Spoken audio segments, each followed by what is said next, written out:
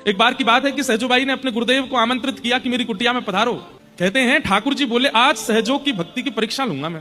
कैसी परीक्षा हुई कि सामने से गुरुदेव आ रहे हैं और गुरुदेव के ठीक बगल में देखा ये कौन आ रहा है, तभी देखते हैं कि श्याम सुंदर चले आ रहे हैं, ठाकुर जी भी आ रहे हैं। ठाकुर जी मानो देखना चाह रहे हैं, चल सहजो आज दिखा दे कौन को पहले पूजेगी, कौन को पहले वंदन करेगी, कौन को पहले उपकार करेगी। सहजो भाई यहाँ पर पुष्प थाल लेकर के खड़ी थी, गुलाब जल लेकर के खड़ी थी, हाथ में पंखा लेकर के खड़ी थी, भीतर आसन बिछा रखा था, गुरुदेव आमंत्रित थे। जैसे ही देखा कि साथ में गोविंद भी आ रहे हैं तो सहजो भाई तुरंत थाल रख करके दौड़ के गई और थोड़ी दूर थे गुरुदेव तो उनके बगल में खड़े ठाकुर जी का हाथ पकड़ा, खींच करके लाई और ला करके बोली जल्दी खड़े हो जाओ, लो थाल पकड़ो, ठाकुर जी गुरुदेव आ रहे हैं, पूजा करनी है उनकी। ठाकुर जी बोले सहजो भगवान हूं मैं, ये तन मैंने दिया, जिस तन का तू तू तू भाव रखती है, ये तन मैंने दिया तुझको, ये आत्मा मैंने दी, ये बुद्धि मैंने दी, ये नेत्र मैंने दिए।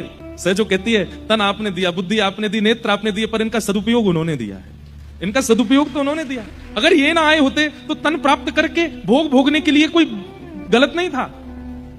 तन तो आपने कितनों को दिया है, जीव आपने कितनों को दिया, आंख आपने कितनों को दी, कान तो सबको दिए, पर वो अपने समस्त अंगों से गलत क्रिया कर रहे हैं। इसलिए तन देने का अभिमान मत करो ठाकुर जी, चुपचाप खड़े रहो, गुरुदेव आ रहे हैं। ठाकुर जी स्तब्ध हो गए।